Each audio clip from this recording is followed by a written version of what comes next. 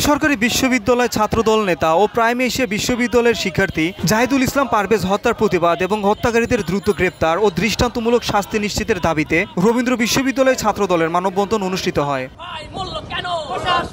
এ সময় তারা অস্থায়ী একাডেমিক ভবন একে মানববন্ধন করে এবং হত্যাকারীদের দ্রুত বিচার এবং সন্ত্রাস বিরোধী স্লোগান দেয়।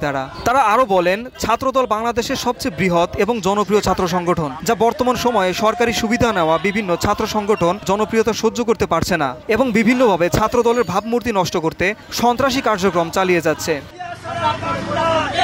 কিন্তু রবীন্দ্র বিশ্ববিদ্যালয় ছাত্রদলের কঠোর বার্তা, তারা তাদের সন্ত্রাসী কার্যক্রম শক্ত হাতে রুখে দিতে সর্বদা ঐক্যবদ্ধ। তারা আরও বলেন, দেশ ও জাতির সার্বিক নিরাপত্তা নিশ্চিত করতে ব্যর্থ হচ্ছে বর্তমান সরকার, কারণ দেশের মানুষ বিশ্বাস করে দেশের স্থিতিশীলতা বজায় রাখার জন্য এবং নিরাপত্তা নিশ্চিত করতে পারে একমাত্র জননির্বাচিত সরকার। বসুন্ধরা, উত্তরা, বনশ্রী, কুড়িল ও বাড্ডা সহ রাজধানীর বিভিন্ন স্থানে অভিজাত ও অত্যাধুনিক মানের ফ্ল্যাট কেনার এক নির্ভরযোগ্য প্রতিষ্ঠান প্লেজেন্ট প্রপার্টিজ লিমিটেড। তাই আপনার স্বপ্নের আবাসনের জন্য আজই যোগাযোগ করুন। Pleasant properties limited, where destiny matches eventually.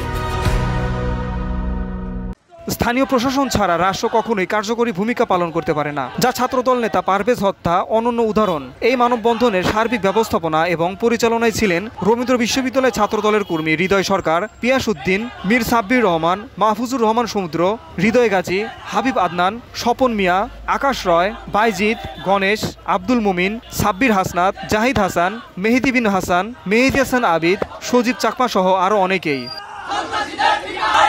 ডিওডি Bangla news desk.